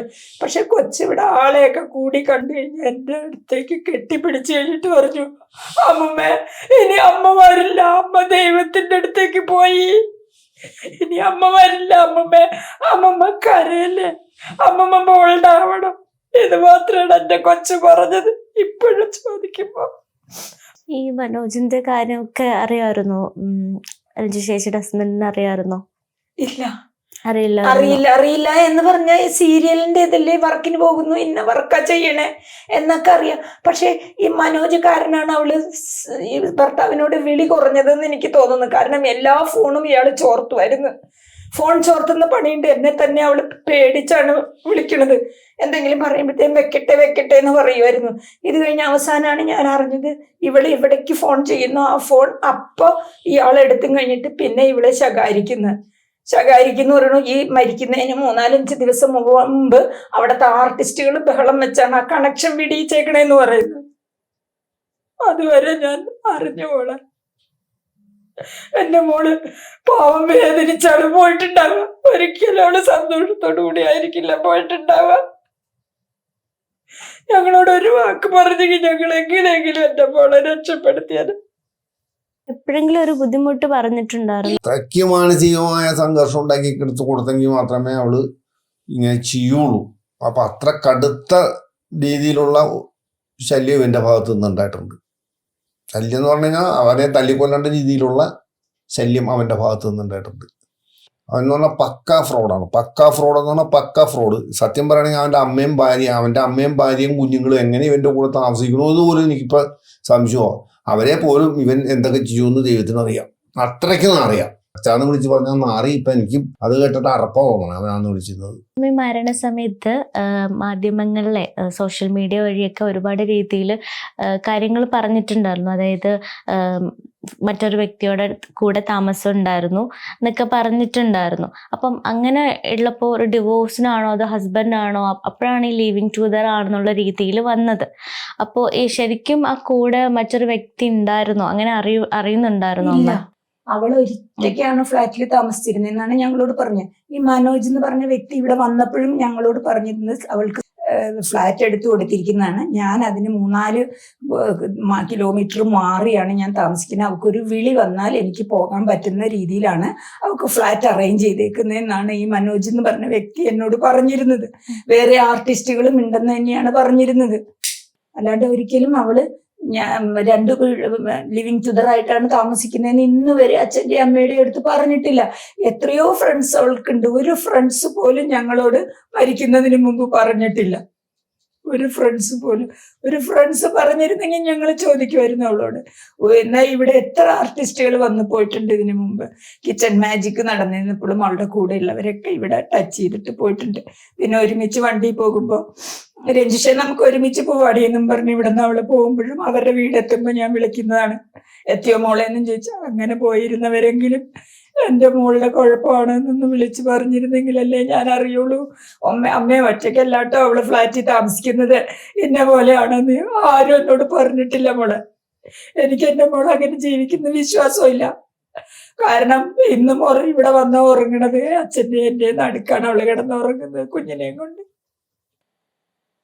അങ്ങനെയുള്ള ഒരു കൊച്ചിങ്ങനെയൊക്കെ ചെയ്യുന്ന എനിക്ക് വിശ്വസിക്കാൻ പറ്റുന്നില്ല. ഇനി അവന്റെ പ്രേരണ കൊണ്ട് എൻ്റെ മോൾ എന്ത് ചെയ്തിട്ടുണ്ടെന്ന് എനിക്ക് അറിഞ്ഞൂടാ. പക്ഷെ അങ്ങനെയാണെങ്കിൽ അത്രയും ആയ ആളോട് വരെ ഞാൻ ഇവിടെ വന്നിട്ട് ചോദിച്ചിട്ടുണ്ടല്ലോ. ഞാൻ ചോദിച്ചതല്ലേ നീ എപ്പോഴും ഇങ്ങനെ വിളിക്കുന്നത് എന്തിനാന്ന് ചോദിച്ചപ്പോഴും വർക്കിന്റെ കാര്യത്തിന് വേണ്ടിയിട്ടാണ് വിളിക്കുന്നത്. അപ്പൊ ചില സമയത്ത് അവൾ ഉറങ്ങാണ്ട് ഞാൻ ഉറങ്ങൂല. അവള് മുകളിലാണ് സംസാരിച്ചോണ്ടിരിക്കുക. അപ്പൊ ഞാൻ മുകളിൽ അവളുടെ കൂടെ പോയിരിക്കും. ഇരുന്ന് കഴിഞ്ഞ് ഞാൻ പറഞ്ഞു, മോളെ നിർത്ത്, ആ മനുഷ്യനോട് വെക്കാൻ പറ, ഉറങ്ങണം എന്ന് പറ, നാളെ നേരം വെളുത്താ പിന്നെ ഇത് ഇങ്ങനെ ഒരു വർക്കുണ്ടോ, ശരിക്കും ഇത്ര മണിക്കൂറല്ലേ വർക്കുള്ളൂ, ഇത് എന്തെന്നാ സംസാരിച്ചോണ്ട്. അമ്മേ നാളത്തെ ആർട്ടിസ്റ്റിന്റെ കാര്യങ്ങൾ അയാൾ ഇങ്ങനെ ചോദിച്ചോണ്ടിരിക്കും. പൊട്ടുണ്ടോ, കമ്മലുണ്ടോ, തുണിയുണ്ടോ എന്നൊക്കെ ചോദിച്ചോണ്ടിരിക്കും. അതിനൊക്കെ മറുപടി കൊടുത്തില്ലേ നാളെ എന്റെ ജോലി പോകും. ഇതാണ് കൊച്ചു പറഞ്ഞോണ്ടിരുന്നത്. അങ്ങനെ ഒരിക്കലും കൊച്ചിന് സ്വൈര്യം കൊടുത്തിട്ടില്ല ഈ വർക്ക് തുടങ്ങിയിട്ട്. അത് കഴിഞ്ഞ് രോഹിണി എന്ന് പറഞ്ഞ ഒരു ആർട്ടിസ്റ്റ് ഈ ഒരു 2 ആഴ്ച, ഈ മരിക്കുന്നതിന് 2 ആഴ്ചക്ക് മുമ്പ് രോഹിണി എന്ന് പറഞ്ഞ ഒരു ആർട്ടിസ്റ്റ്, പഴയ ആർട്ടിസ്റ്റാണ്, ഇതിൽ ജോയിൻ ചെയ്യാൻ വന്നിട്ടുണ്ടായിരുന്നു ഗസ്റ്റായിട്ട്. അപ്പോഴും എൻ്റെ മോള് ഇവിടെ എത്തിയത് 6 ദിവസത്തെ ലീവ് ഉണ്ടെന്ന് പറഞ്ഞ് എൻ്റെ മോള് എത്തി ഉടനെ തന്നെ വിളിച്ചു, നീ ഇല്ലാതെ പറ്റൂല, രോഹിണിയൊക്കെ വന്നിട്ടുണ്ട്, അതുകൊണ്ട് നീ തിരിച്ചു വരണമെന്ന് പറഞ്ഞിട്ട് എൻ്റെ മോള് വീണ്ടും കൊച്ചിനെ ഒന്ന് കൊതി തീരെ കാണാനും കൂടി പറ്റാണ്ട് എൻ്റെ മോള് വീണ്ടും തിരിച്ചു പോയി. അവസാനമായിട്ട് എന്നാ വീട്ടിൽ വന്നിട്ട് തിരിച്ചു പോയത്? 14-ാം തീയതി. 14-ാം തീയതി വന്നപ്പോ എങ്ങനെയായിരുന്നു? നല്ല ഹാപ്പി ആയിരുന്നു. ഹാപ്പി എന്ന് പറഞ്ഞു കഴിഞ്ഞാൽ മോള് അന്ന് ഒരു ശനിയാഴ്ചയാണ് 14-ാം തീയതി തിരിച്ചു പോണ ദിവസം.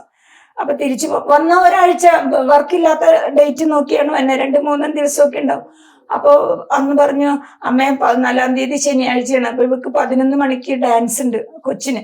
അപ്പൊ ഇവിടെ അടുത്തുള്ള ഒരു ഡാൻസ് ക്ലാസ്സിലാണ് കൊണ്ടാക്കണത്. അവൾക്ക് 11 മണിക്കാണ് ട്രെയിനും. അപ്പൊ അവൾ എന്നോട് പറഞ്ഞു, അമ്മ അവളെ ഞാൻ കൊണ്ടുപോയി ആക്കിയിട്ട് ഞാൻ പോകാമെന്ന് പറഞ്ഞു. അപ്പൊ ഞാൻ പറഞ്ഞു, മോളെ ട്രെയിൻ ലേറ്റ് ആയി പോയാലോ അമ്മ ഉണ്ടാക്കിക്കോളാം, പൊക്കോന്നു, അല്ലെങ്കിൽ യൂബർ വരുമ്പോ ഞാനാണ് മോളെ ചുരിദാറിന്റെ വള്ളി പോലും കെട്ടാൻ അറിയില്ലാത്ത എൻ്റെ മോളെ എങ്ങനെയാണ് കുടുക്കിടുന്നത്. പോകാൻ നേരത്തെ അതുവരെ തൂക്കിക്കിടന്ന ഞാനാ കെട്ടിക്കൊടുത്ത് വിടുന്നത്. ആ കൊച്ച് എങ്ങനെ ധൈര്യം വരും ചെയ്യാം? എനിക്ക് ഒരിക്കലും വിശ്വസിക്കാൻ പറ്റില്ല മോളെ. അതിന് ലാസ്റ്റ് മാത്രമാണ് ഞാൻ യാത്രയാക്കാതിരുന്നത്. അന്ന് മോളെ ഡാൻസിന് ഉണ്ടാക്കാൻ ഞാൻ പോയി. അപ്പൊ യൂബർ വന്നാണ്ടപ്പോ ഞാൻ വിളിച്ചു, മോളെ യൂബർ വന്നിട്ടെന്ന് പറഞ്ഞു കഴിഞ്ഞപ്പോ അവളെ എടുത്തില്ല ഫോൺ. അപ്പൊ ഞാൻ വിചാരിച്ചു പെട്ടിയൊക്കെ ഞാനാ കൊടുക്കാറ്, അപ്പൊ പെട്ടിയൊക്കെ എടുത്തുകൊണ്ടുവരുമായിരിക്കും എന്ന് വിചാരിച്ച് 5 മിനിറ്റ് കഴിഞ്ഞപ്പോ അവളെ എന്നെ വിളിച്ചു. അപ്പൊ എനിക്ക് എടുക്കാൻ പറ്റിയില്ല. അപ്പൊ ഞാൻ മോളെ ഡാൻസ് ക്ലാസ്സിലേക്ക് ഒരു കോണിപ്പടി കയറി മുകളിലേക്ക് പോകണ്ടപ്പോ ഞാൻ ധൃതി പിടിച്ച് വെക്കട യൂബർ വരൂല എന്ന് വിചാരിച്ച് ഓട്ടോറിക്ഷയെന്ന് ഇറക്കി മോള് തന്നെ കയറിപ്പോന്നും പറഞ്ഞ് ഞാൻ ഓട്ടോറിക്ഷ കയറി തിരിച്ചു വന്നപ്പോ എനിക്ക് തോന്നി കുഞ്ഞ് തന്നെയല്ലേ സ്റ്റെയർ കേസിൽ കൂടെ കയറിപ്പോണേ. ടീച്ചറിനെ വിളിച്ചൊന്ന് ചോദിച്ചേക്കാം കുട്ടി മുകളിലെത്തിയോന്നറിയാം, ചോദിച്ചേക്കാന്ന് വിചാരിച്ച് ടീച്ചറിനെ വിളിച്ചോണ്ടിരിക്കുമ്പോഴാണ് ഇവിടെ വിളിച്ചത്. അത് കഴിഞ്ഞ് ഞാൻ ആ ഫോൺ തീർന്നു കഴിഞ്ഞപ്പോ ഉടനെ ഞാൻ അവളെ വിളിച്ചിട്ട് പറഞ്ഞു. അപ്പൊ അവള് ചോദിച്ചു, അമ്മ ആരെയാ കത്തി വെച്ചോണ്ടിരുന്നേന്ന് ചോദിച്ചപ്പോ ഞാൻ പറഞ്ഞു, മോളെ അമ്മ ആരെയും കത്തി വെച്ചോണ്ടിരുന്നതല്ല, കുഞ്ഞിനെ അവിടെ ക്ലാസ്സിലെത്തിയോന്ന് അറിയാൻ വിളിച്ചതെന്നു. അമ്മ ഞാൻ റെയിൽവേ സ്റ്റേഷനിൽ എത്തിയിട്ടോന്ന് പറഞ്ഞു. ഇതാണ് എന്നോട് ലാസ്റ്റ് പറഞ്ഞത്. ഈ ശത്രുക്കളൊക്കെ ഉണ്ടാന്ന് തോന്നുന്നുണ്ടോ അമ്മയ്ക്ക്? എന്റെ മോൾക്ക് അങ്ങനെ ശത്രു എന്ന് പറയാൻ ആരുമില്ല. എന്നെ ഈ അയൽവക്കത്തുകാർക്ക് പോലും എന്നെക്കാളും കാര്യമാണ് എൻ്റെ കുട്ടിയോട്. എൻ്റെ കുട്ടി ഇതിൽ കൂടെ പോകുമ്പോൾ ആരെയായാലും വണ്ടിയിൽ കയറ്റും, അമ്പലത്തിൽ പോവുകയാണെങ്കിൽ കൊണ്ടുപോയി അമ്പലത്തിൽ കയറ്റും. അപ്പൊ ഓരോരുത്തരും പറയും ഒരു ആർട്ടിസ്റ്റ് എന്നുള്ള ഒരു പവറില്ല കുട്ടിക്ക്, ആരെ വേണമെങ്കിലും കയറ്റി അമ്പലത്തിൽ കൊണ്ടുപോയി തൊഴിയിക്കും, ഇറക്കി വിടും. അങ്ങനത്തെ ഒരു പ്രകൃതമാണ് എൻ്റെ മോൾക്ക്. ഒരാളായിട്ടും ശത്രുക്കളില്ല എൻ്റെ മോൾക്ക്. ഞാൻ തന്നെ ആരോടെങ്കിലും വഴക്കിട്ടിരുന്ന അവള് പറയും, അമ്മ അങ്ങനെ ചെയ്യരുത്, നമ്മളോട് മിണ്ടിയില്ലെങ്കിലും നമ്മൾ അങ്ങോട്ട് മിണ്ടണം എന്ന് പറയണ കുട്ടിയെ എന്റെ മോള് ഒരിക്കലും ചെയ്യില്ല, ഒരിക്കലും ചെയ്യില്ല എന്റെ മോള്. അത് എന്റെ മനസ്സും പറയുന്നു. ഇന്ന് വരെ എന്റെ മോൾ ഇപ്പോഴും എന്റെ കൂടെ ഉണ്ട്, എന്റെ കൂടെ ഉണ്ട്. അവളുടെ ശരീരം മാത്രമല്ലേ കളയാൻ പറ്റിയിട്ടുള്ളൂ, അവളുടെ ആത്മാവ് എന്റെ കൂടെ തന്നെ. എനിക്ക് സംസാരിക്കാൻ പറ്റുന്നുണ്ട്, എന്റെ കാര്യങ്ങളെല്ലാം അവള് നടത്തി തരുന്നുണ്ട്, എല്ലാ കാര്യങ്ങളും. ഇന്ന് എന്റെ അടുത്ത് പോണെന്ന് പറഞ്ഞാൽ ആരെന്നില്ലാതെ എന്റെ ബന്ധുക്കൾ വിളിക്കാതെ തന്നെ ഇവിടെ എത്തുന്നുണ്ട്. അത് അവള് പറഞ്ഞു വിടുന്നതാണ് തീർച്ച. ഈ വിവാഹം എന്ന് പറയുന്നത് ലവ് മാരേജ് ആയിരുന്നോ അത് അറേഞ്ച് മാരേജ് ആയിരുന്നോ? അത് എന്ന് വെച്ച് കഴിഞ്ഞാൽ എന്റെ മോളുടെ വിവാഹം എന്ന് പറഞ്ഞാൽ അവള് തിരുവോണം നക്ഷത്രം ഇത്ര ഡേറ്റിൽ നടത്തണം എന്നും പറഞ്ഞ് ആദ്യം ഒരു വിവാഹം ഞങ്ങൾ ഈ വീടിനപ്പുറം, അത് ഞങ്ങൾ പെട്ടെന്ന് ആലോചിച്ച് നടത്തിയ കല്യാണമാണ്. ഒരു സന്ധ്യക്ക് ഒരു മൂന്നാത്തി വന്നു, ഇന്നടത്തൊരു കുട്ടി ഉണ്ട് എന്ന് പറഞ്ഞിട്ട് കല്യാണം കഴിച്ചു. ഫോറിനിലായിരുന്നു ജോലി, അനൂപ് എന്നാണ് പേര്. കല്യാണം കഴിഞ്ഞു 4-ന്റെ അന്ന് ഇങ്ങോട്ട് വന്നു കഴിഞ്ഞപ്പോ അവള് പറഞ്ഞു, അമ്മേ എനിക്ക് ഭയങ്കര ബുദ്ധിമുട്ടുണ്ട്, അവിടെ അമ്മ പറയണത് മാത്രമേ ചെയ്യാൻ പറ്റുള്ളൂ, ചേട്ടൻ അവിടെ ഒരു ഇതുമില്ല, ചേട്ടൻ ഞാൻ പറയണതൊന്നും ചെയ്യുന്നില്ല, എന്തിനാ അമ്മ എന്നെ ആ വീട്ടിലേക്ക് കൊടുത്തു വിട്ടേന്ന് ചോദിച്ചപ്പോ ഇവളുടെ സമ്മതത്തോടെയോ ഒന്നുമല്ല ആ കല്യാണം ഞങ്ങൾ കഴിപ്പിച്ചത്. ഞങ്ങൾ പോയി കാണുക ചെയ്തത്. ഞങ്ങൾ പോയി കണ്ടു, ഒരു നല്ല കുടുംബം, 2 ആൺകുട്ടികള്, അങ്ങനത്തെ കുഴപ്പമില്ലാത്തൊരു കുടുംബമാണെന്നാണ്. ഞങ്ങളും കൂടുതലൊന്നും ചോദിച്ചിരുന്നില്ല. പക്ഷെ ആ കുടുംബത്തിൽ അവർക്ക് നിൽക്കാൻ പറ്റാണ്ടായി. അയാൾ എന്ത് ചെയ്തു, 4-ന്റെ അന്ന് ഇവിടെ നിന്നാണ് അവൻ ഫോറിനിലേക്ക് പോയത്. 4-ന്റെ അന്ന് ഇവിടെ കൊണ്ടാക്കി, 6 ദിവസം അവൻ ഇവിടെ ഉണ്ടായിരുന്നു. 10-ന്റെ അന്ന് ഫോറിനിലേക്ക് പോയി കഴിഞ്ഞ് പിന്നെ അവിടെ നിന്ന് ഏത് സമയം ബഹളം, നീ വീട്ടിലേക്ക് പോ എന്ന് പറഞ്ഞിട്ട്.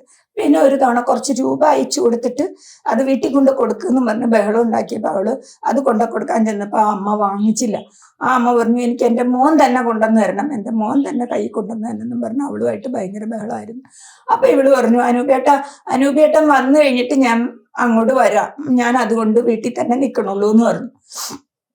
ഇങ്ങനെ പറഞ്ഞ് നീ ഇന്ന് വീട്ടിലേക്ക് പോയില്ലെങ്കിൽ ഇനി നീ ഒരിക്കലും വീട്ടിലേക്ക് വരണ്ടെന്ന് പറഞ്ഞു. അപ്പൊ എൻ്റെ മോള് പറഞ്ഞു, എങ്കിൽ ശരി നമുക്ക് വേണ്ട, വീട്ടിലേക്ക് വരണ്ട എന്നും പറഞ്ഞു മോള് അത് ഞങ്ങള് നിയമപരമായി ഡൈവേഴ്സ് ചെയ്തത്. ആ കല്യാണം ആന വരെയും വെച്ചിട്ടുള്ള കല്യാണമായിരുന്നു.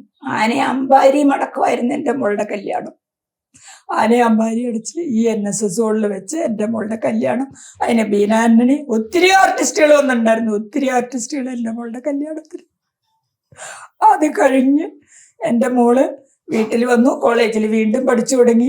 അങ്ങനെ ഇരിക്കുമ്പോഴാണ് ഈ വിവാഹം. അവളുടെ കൂടെ സീനിയറായിട്ട് പഠിച്ച പയ്യനാണ്. സീനിയറായിട്ട് പഠിച്ച പയ്യൻ അവൾ ലവ് ചെയ്തതല്ല. അപ്പൊ ഇതിന്റെ ഡീറ്റെയിൽസ് വക്കീലിന്റെ അടുത്തുള്ള പേപ്പറുകൾ കൊടുക്കണം. സെന്റ് റിസസിന്റെ വാതിക്ക നിൽക്കുമ്പോഴാണ് ഇപ്പൊ കല്യാണം കഴിച്ച ശ്യാം എന്ന് പറഞ്ഞവൻ ചോദിച്ചു, എന്താടി നീ ഇവിടെ നിൽക്കണെന്ന് ചോദിച്ചു. നേരത്തെ സ്കൂളിൽ പഠിച്ച പരിചയം കൊണ്ട് നീ എന്താടി ഇവിടെ നിൽക്കണേന്ന് ചോദിച്ചപ്പോൾ ശ്യാമിൻ്റെ അടുത്ത് പറഞ്ഞു കുറെ കാലമായില്ലേ കണ്ടിട്ട്, എനിക്ക് ഇങ്ങനത്തെ ഒരു ഇതാണ്, ഞാൻ അതിന്റെ അപ്പൊ പറഞ്ഞു നിന്റെ പേപ്പറുകളൊക്കെ ഞാൻ തരാം, അപ്പൊ പുറത്തേക്ക് പോകില്ലല്ലോ, ഞാൻ തന്നെ എൻ്റെ എന്തെന്നാണ് പേപ്പർ എടുക്കണത്, വക്കീലിന് കൊടുക്കേണ്ട പേപ്പറുകളെല്ലാം ഞാൻ ശരിയാക്കി തരാം എന്നും പറഞ്ഞ് അവിടുത്തെ പെങ്ങളും കൂടി പറഞ്ഞിട്ടാണ് അത് കഴിഞ്ഞ് ഡൈവേഴ്സ് ഒക്കെ കഴിഞ്ഞ് കഴിഞ്ഞപ്പോൾ കല്യാണം കഴിക്കണമെന്നും പറഞ്ഞ് ആ പയ്യൻ ഇവിടെ വന്നത്. രഞ്ജുഷേ ഞങ്ങൾ കല്യാണം കഴിച്ചോളാം, എനിക്കിഷ്ടമുള്ള കുട്ടിയാണ്, ഞാൻ കഴിച്ചോളാം എന്നും പറഞ്ഞ് ഗുരുവായൂർ അമ്പലത്തിൽ വെച്ച് ആണ് എൻ്റെ മോളുടെ കല്യാണം നടന്നത്. രണ്ടാമത് ഗുരുവായൂർ അമ്പലത്തിൽ വെച്ച് ഞങ്ങളുടെ ബന്ധുക്കൾ എല്ലാവരും കൂടിയാണ് എൻ്റെ മോളെ കല്യാണം കഴിച്ചയച്ചത്. എൻ്റെ അവനുമായിട്ട് ഭയങ്കര സ്നേഹത്തിലുമാണ് അവള്. ആകെ ഇത്തിരി വഴക്കിട്ട് നിന്നിരുന്നത് ഈ കൊറോണയുടെ സമയത്ത് ഇത്തിരി പൈസയുടെ അത് എല്ലാവർക്കും ഉണ്ടാവുമല്ലോ, ഭാര്യ ഭർത്താക്കന്മാര് തമ്മിൽ. ഭർത്താവ് നന്നായി വരണമെന്ന് കാണുമ്പോൾ കുറച്ച് പറയുമല്ലോ. അപ്പൊ ചേട്ടൻ കടങ്ങളെല്ലാം വീട്ടിയതിന് ശേഷം ഞാൻ ചേട്ടനോട് മിണ്ടുള്ളൂ, അങ്ങനെയൊക്കെ ഞങ്ങളുടെ മുമ്പിൽ വെച്ച് തന്നെയാണ് അവള് പറയാറ്. അല്ലാണ്ട് അവള് പാത്തും വരികയോ റൂമിലോ ഒന്നും ചെന്ന് പറയാറില്ല. അവള് ഓപ്പൺ ആയിട്ടാണ് പറയണത്. ഞാൻ പറയണത് ശ്യാം ചേട്ടനും കേൾക്കട്ടെ, അമ്മ അല്ലെങ്കിൽ ചോദിക്കും ശ്യാം ചേട്ടനോട്. ഇങ്ങനെ തന്നെയാണ് എൻ്റെ മോള് പറയാറ്. അത് കഴിഞ്ഞ് ഇവിടെയെല്ലാം കുറഞ്ഞത് അവൻ ബാംഗ്ലൂർക്ക് പോയി ഇവന്റെ ചട്ടക്കൂടിലായതിനു ശേഷമാണ് എൻ്റെ കുട്ടി ഇത്രയും അകന്നതെന്നാണ് എനിക്ക് തോന്നുന്നത്. മനോജ് എന്ന് പറഞ്ഞ വ്യക്തികളില് ആരെയും ഫോൺ ചെയ്യാൻ സമ്മതിക്കില്ല, സ്വന്തം അച്ഛനെയും അമ്മയും പോലും ഫോൺ ചെയ്യാൻ സമ്മതിക്കില്ല. അവൻ വിളിക്കും ഞങ്ങള്. എന്നിട്ട് അത് അമ്മയ്ക്ക് മനസ്സിലായപ്പോ അമ്മ ചോദിക്കാത്ത എന്തായിരുന്നു? ഞാൻ ചോദിച്ചു. അപ്പൊ അവളോട് പറഞ്ഞു, അപ്പൊ അവള് പറയും അമ്മ ഞാൻ തിരക്കിലായതുകൊണ്ടായിരിക്കും, അപ്പൊ ഞങ്ങളോട് പറഞ്ഞിട്ടുണ്ട് അവള് 3-4 വർക്ക് ചെയ്യുന്നത് കൊണ്ട് അവളെ വിളിച്ചിട്ട് കിട്ടിയില്ലെങ്കിൽ അമ്മ എന്നെ വിളിച്ചാൽ മതി. അപ്പൊ എനിക്കാവുമ്പോ ഞാൻ ഡയറക്ടർ ആയ കാരണം എനിക്ക് എല്ലായിടത്തേക്കും വിളിച്ചാൽ അവളെ കോണ്ടാക്ട് ചെയ്യാൻ പറ്റുമെന്ന് പറഞ്ഞിരുന്നത്. അങ്ങനെയാണ് ഇവളെ വിളിച്ചിട്ട് കിട്ടിയില്ലെങ്കിൽ ഞാൻ മനോജിനെ വിളിക്കാറുണ്ട്. അപ്പൊ തന്നെ ഒരു 5 മിനിറ്റ് കഴിയുമ്പോഴത്തേക്കും മനോജ് അവിടെ വിളിച്ചിട്ട് പറയും അവൾ ഇന്നിടത്താണ്, ഷൂട്ട് കഴിയുമ്പോൾ വിളിക്കൂട്ട അമ്മ എന്ന് പറയും. ഇങ്ങനെ തന്നെ അമ്മന്ന് തന്നെയാ പറയാറ്, അമ്മ വിളിക്കൂട്ട അമ്മ എന്ന് പറയും. ഇവളില്ലാത്ത ദിവസവും അയാള് വൈറ്റ്ലയിലാണ് ഇതിന്റെ മീറ്റിംഗ്, സി കേരളയുടെ മീറ്റിംഗ് വൈറ്റ്ലയിലാണെന്നും പറഞ്ഞു വരുമ്പോ അവിടെ നിന്ന് കെഞ്ചും, അമ്മ എനിക്ക് ചോറും ഉമ്മർത്ത് നിൽക്കുന്ന ഒരു മാവിന്റെ മാങ്ങയുടെ ചമ്മന്തി അരച്ച് എനിക്ക് ചോറ് തന്നാ മതി അമ്മ, എൻ്റെ അമ്മ തളർന്നു കിടക്കണം അമ്മ, എനിക്ക് അമ്മയുടെ കൈ കൊണ്ട് ചോറ് വിളമ്പി കഴിക്കാൻ ഇഷ്ടമായത് കൊണ്ടാണ് അമ്മയെന്നും പറഞ്ഞ് എന്നോട് കെഞ്ചിയിട്ടുണ്ട് നമ്മള്. എന്നിട്ട് ഞാൻ ധൃതിക്ക് ചോറും വെച്ച് മാങ്ങാ ചമ്മന്തിയും അരച്ചവന് ചോറ് കൊടുത്തിട്ടുണ്ട്. പിന്നെ അതോ ഈ മനോജ് എന്ന് പറയുന്ന വ്യക്തി സ്വതുന്ന വിധത്തില് അവന്റെ അമ്മ വീണ് കിടക്കുകയാണെന്ന് പറഞ്ഞ് സിമ്പതി പിടിച്ചിരിക്കുകയല്ലേ എന്നോട്. അമ്മ വീണിട്ടുണ്ടോ കിടപ്പാണോ എന്നൊന്നും എനിക്കറിയില്ല, ഞാൻ ചെന്ന് നോക്കിയിട്ടില്ല. എന്നിട്ട് അമ്മ ഇപ്പൊ എവിടെയായിരുന്നു? ഞാൻ ബാത്റൂം. അയ്യോ ശ്രദ്ധിച്ച് നടക്കണോട്ടാ, വഴക്ക് വീഴല്ലേ, എൻ്റെ അമ്മ വീണ പോലെ ആവല്ലേ എന്നൊക്കെ എന്നോട് ഇങ്ങനെ ഫോണിൽ കൂടെ പറഞ്ഞുകൊണ്ടിരിക്കുവായിരുന്നു. അപ്പൊ ഏതൊരമ്മയാണെങ്കിലും ഒരു മകന്റെ സ്നേഹം എന്നല്ലേ വിചാരിക്കുള്ളൂ. അങ്ങനെ തന്നെ ഞങ്ങളെ വഞ്ചിച്ചു ഈ പ്രായമായ അച്ഛനെയും അമ്മയും. ഒരിക്കലും ദൈവം വെറുതെ വിടൂല. അവനാണ് ചെയ്തിരിക്കണമെങ്കിൽ അവനെ ദൈവം വെറുതെ വിടില്ല. അവനല്ല ചെയ്തിരിക്കണമെങ്കിൽ എൻ്റെ മോൾക്കൊരു ചെറിയ പോറൽ കിട്ടുമ്പോ അവനൊന്ന് വിളിക്കണ്ടേ? അവനൊന്ന് വിളിക്കണോ വേണ്ടയോ? മരണശേഷി ഇതുവരെ വിളിച്ചിട്ടില്ല. ഞങ്ങൾ അന്ന് ആ മരിച്ചന്ന് എന്താ സംഭവിച്ചതെന്ന് അറിയാൻ വേണ്ടി വിളിച്ചത് പോലും മനോജിനെയാണ്. എന്നിട്ട് ഞങ്ങൾക്കൊരു മറുപടി തന്നിട്ടില്ല. കാണാൻ വന്നിട്ടുണ്ടോ? ഇല്ല. പിന്നെ ഇന്ന് വരെയും വന്നിട്ടില്ല, വിളിച്ചിട്ടില്ല. എങ്ങനെയൊക്കെ പറഞ്ഞു സ്വാധീനിച്ചിട്ടുണ്ടെന്ന് തോന്നിയിട്ടുണ്ടോ? അല്ല, ഇപ്പൊ എനിക്ക് തോന്നുന്നു, അതായത് എല്ലാ തുറകളിലും അവൻ വന്ന് ശ്രദ്ധ പറ്റിച്ചേക്കുന്നത് എൻ്റെ മോള് ഇനി എന്തിനാണ് വേണ്ടിയിട്ടാണ്. എൻ്റെ മോള് ആകെ വർക്കിന് വേണ്ടി മാത്രമേ, അയാളുടെ കൂടെ വർക്ക് ചെയ്യാൻ വേണ്ടി മാത്രമേ എൻ്റെ മോള് നടക്കുന്നുള്ളൂ. എൻ്റെ മോള് വേറൊരു ചീത്ത ചിന്തയ്ക്ക് പോകൂല. ഇത് ഉറപ്പായ കാര്യമാണ്. കാരണം ഈ വർക്ക് കിട്ടിയപ്പോ തൊട്ട് ആദ്യം അവള് വളരെ സന്തോഷിച്ചു. കാരണം വേറെ വർക്ക് ചെയ്യാൻ തിരുവനന്തപുരത്ത് 3 വർക്ക് കിട്ടിയല്ലോ. അമ്മേ നമ്മളുടെ ബാധ്യതകൾ തീർന്നു കഴിഞ്ഞാൽ പിന്നെ എനിക്ക് ഒരു വർക്ക് ചെയ്താൽ മതി, എനിക്ക് എപ്പോഴും എൻ്റെ അച്ഛൻ്റെയും അമ്മയുടെയും കൂടെ ഉണ്ടാവും, അപ്പൊ കുറച്ച് നാളും കൂടി എനിക്ക് ബുദ്ധിമുട്ടേണ്ടി വരും അമ്മേ എന്നും പറഞ്ഞുകൊണ്ട് പോയവളാണ്. പിന്നെ ലാസ്റ്റൊക്കെ ആയപ്പോഴത്തേക്ക് എൻ്റെ മോള് എങ്ങനെയെങ്കിലും തിരുവനന്തപുരത്ത് നിന്ന് പോന്നാ മതി എന്നായി. അപ്പൊ അതിൻ്റെ ഉള്ളിൽ എന്തെങ്കിലും അവക്ക് വെറുപ്പായി തുടങ്ങിയതുകൊണ്ടായിരിക്കാം അവള് തിരിച്ചു പോരണം. വേണ്ട, അപ്പോഴും ഞങ്ങൾ ഒരിക്കലും അവളോട് നിർബന്ധിച്ച് നിൽക്കാൻ പറഞ്ഞിട്ടില്ല. ഓക്കെ, നമ്മള് ഇപ്പൊ ഇവിടെ വന്നപ്പോഴത്തേക്ക് ഒരുപാട് കാര്യങ്ങൾ അച്ഛനും അമ്മയും പറഞ്ഞിട്ടുണ്ടായിരുന്നു. കാരണം തൻ്റെ മകൾ ഒരിക്കലും ആത്മഹത്യ ചെയ്യില്ലെന്നാണ് ഇപ്പോഴും അച്ഛനും അമ്മയും പറഞ്ഞുകൊണ്ടിരിക്കുന്നത്. അപ്പം അച്ഛനോട് നമുക്ക് അധികം കാര്യങ്ങളൊന്നും ചോദിക്കാൻ പറ്റില്ല. കാരണം ഒരു അത്രയും വയ്യായികയിൽ നിന്ന് അച്ഛനിപ്പോൾ സഹകരിച്ചിരിക്കുന്നത് ഒരുപാട് കാര്യങ്ങൾ രണ്ടുപേർക്കും പറയാനുള്ളത് കൊണ്ടാണ്. അപ്പോൾ നമുക്ക് ഈ ഒരു ഇൻ്റർവ്യൂ വൈൻഡപ്പ് ചെയ്യേണ്ടതുണ്ട്. അപ്പോൾ അമ്മയുടെ ആഗ്രഹം, അതേപോലെ ഈ ഒരു വീഡിയോ കണ്ടിട്ട് ഇതിനുള്ള നടപടി ഉടനെ ഉണ്ടാവട്ടെ, എല്ലാവരും അറിയട്ടെ എന്ന് ഞാൻ ആശംസിക്കുന്നു. നിങ്ങളൊരു പോരാടി ഒരു വിജയം കണ്ടെത്തുമെന്ന് തന്നെ പ്രതീക്ഷിക്കുന്നുണ്ട് ഞാൻ. രണ്ടുപേർക്കും താങ്ക് യു.